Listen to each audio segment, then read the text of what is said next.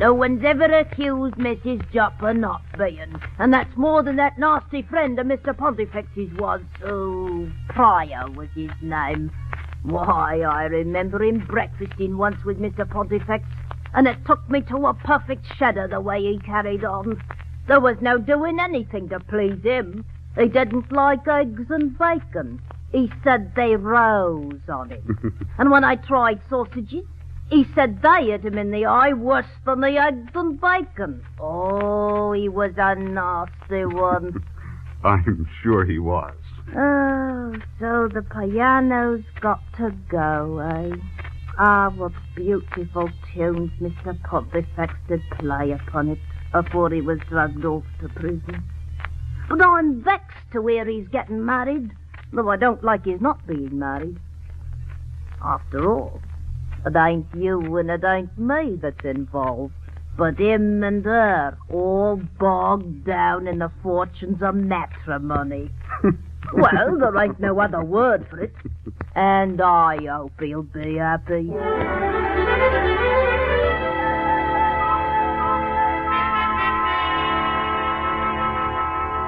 Helen, our first week, £4, 10 shillings. Clear profit. Oh, I have to pinch myself sometimes to know it ain't just a dream. Not a dream, Ellen, dear.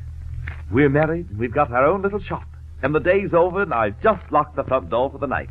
And to celebrate, I believe I'll play the piano. Well, don't stay up too late, Ernest. I'll be along soon, my dear.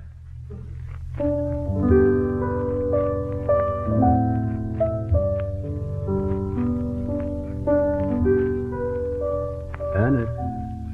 Helen's right. It is like a dream. You've been married 6 months. And we're going to have a baby.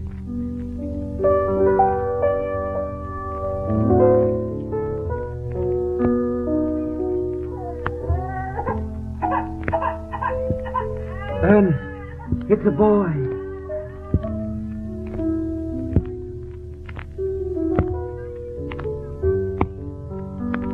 Ernest, why doesn't Ellen ever go walking in the country with you on Sundays? Not once in a whole year. She says she likes to see old friends occasionally. That perhaps I wouldn't hit it off with them too well. So it's better for me to go alone. Ernest, do you believe her? Ernest, why do you avoid answering? Do you believe her? Certainly.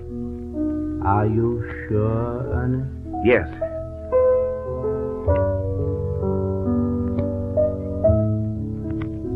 After 18 months, how can you trust her when she's taking money from the shop without telling you? After all, it's half hers, isn't it?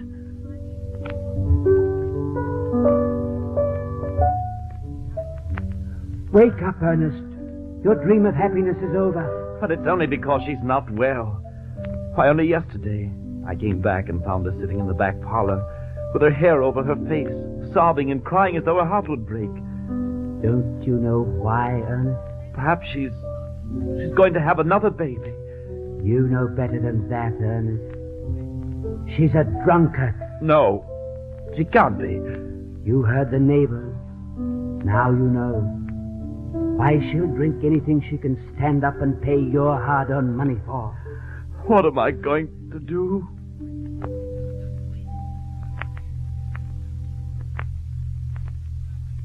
So, now you've even had to sell your piano. Now you've cut away the last link connecting you with your earlier life, and you've sunk, once for all, into a small shopkeeper. Music was my only consolation. Look at her, Ernest. It's been 2 years. Look at her, lying there insensible on the bed, with her bloated face and the smell of cheap gin from that beautiful mouth you so love to kiss. I can't bear to look at her. Nor she at you. Merciful God, help me. I'm being dragged down, down, down.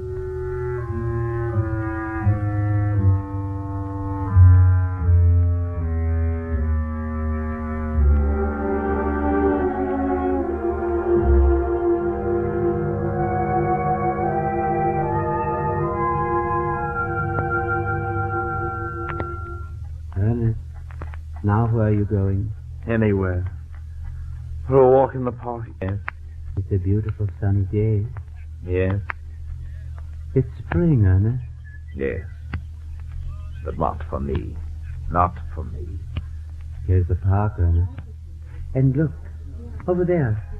3 sheep with Sendero lambs in their pen.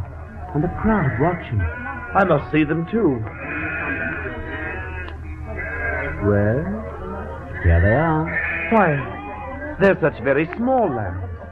They can't be more than a day or 2 old. If they only knew what lies in store for them, they wouldn't kick up their heels so happily. No, poor devils. Ernest, who's that? Who? That man in the coachman's livery, watching you so intently. Look, he's coming round to speak to you. Aren't you Ernest Pontifex? Yes? Why, Master Ernest, don't you remember me? Why, I was thinking of you only this very morning.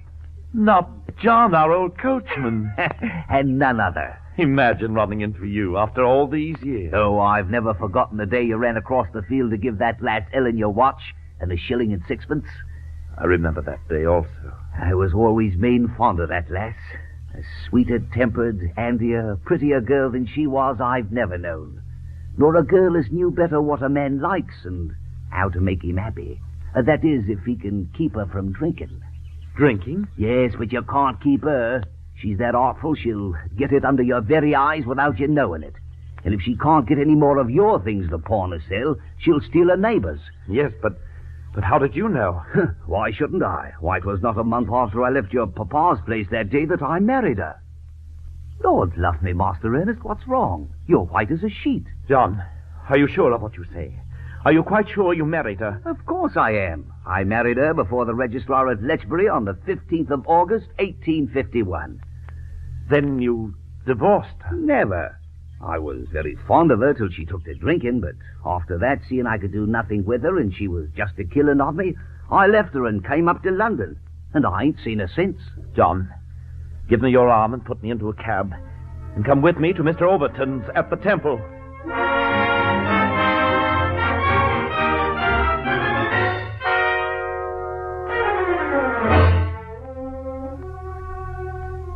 The child, of course, should be in your custody, Ernest. And as for Ellen, I propose that you make her an allowance of, say, £1 a week, to be paid so long as she gives you no trouble. But, Godfather, I don't have that to pay her. Ernest, next month you will be 26 years old. And upon your birthday, you are to inherit £70,000. £70,000? For me? From your Aunt Alethea. I've been trustee. You are not to know of it until I thought fit. What are you laughing at? At the pain that will cause all my former so-called friends, including my parents.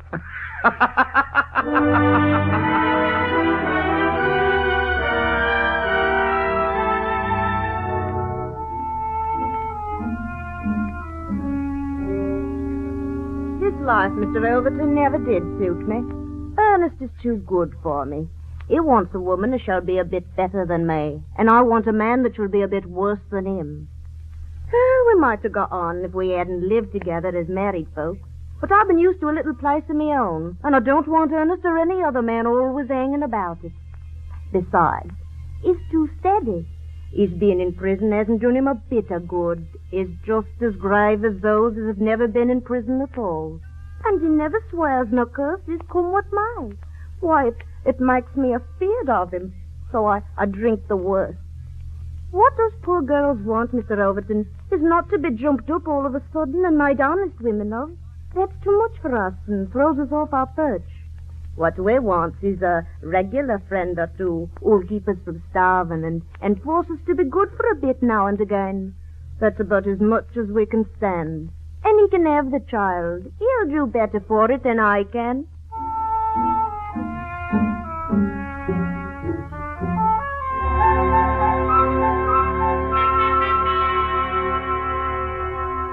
Mr. Pontifex has just written another book, Mrs. Jupp. Lord, now, has he really? Ah, dear gentleman, giving me an allowance these 5 years. Is his book about love? No, not this one. Ah, dear. Well, I'm afraid I shan't be here much longer. And when my dear gentleman, Mr. Pontifex, sees me in me coffin, he'll say, poor Mrs. Jupp, she'll never talk broad anymore. Oh, but bless you, I'm not so old as all that, and I'm taking lessons in dancing. Dancing? Yes. Besides, I'm as pleased as a penny carrot. I've had such a lovely dinner. A cushion of ham and green peas.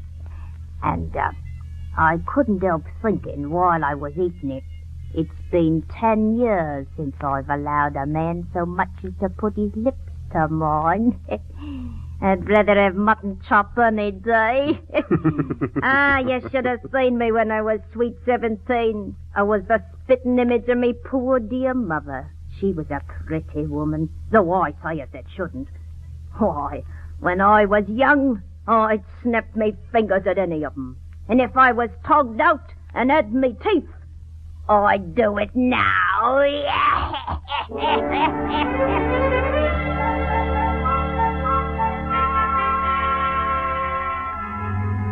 As for my godson, Ernest Pontifex, as the years went by, he became in politics a conservative, though in other respects he remained a radical.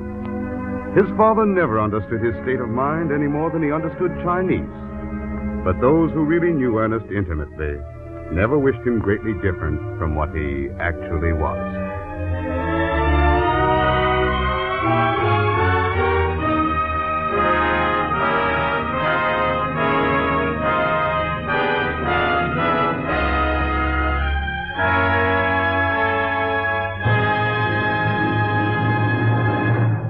The NBC University of the Air has brought you the last episode of The Way of All Flesh by Samuel Butler. Next week, we will present the first chapter in a 5-part radio version of Thomas Hardy's The Mayor of Casterbridge.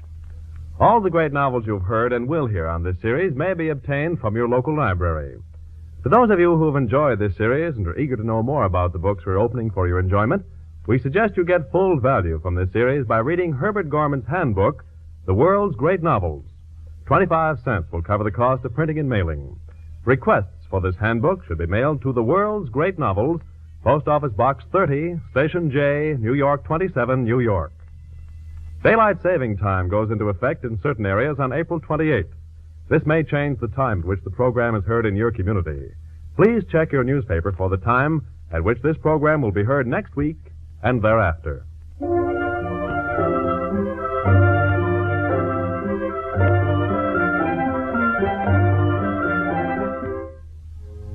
The script you've just heard was adapted for radio by Frederick Schlick. Members of the cast included William Everett as Ernest, Wilms Herbert as the voice, Boris Aplon as Overton, Geraldine Kay as Mrs. Jupp, and Ruth Rao as Ellen.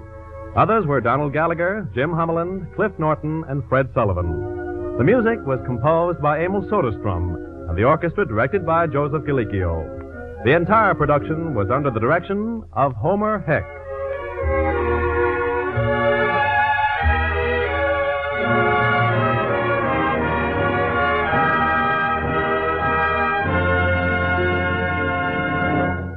Millions of men, women, and children in famine-stricken areas of the world will die unless we in America give them a hand. We can do much and still not go hungry ourselves, but we must cut down on the use of wheat and rice and fat. We must produce and preserve all food possible through home gardening and canning. And we must eliminate waste.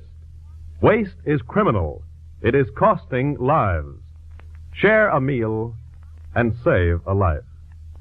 This is NBC, the National Broadcasting Company.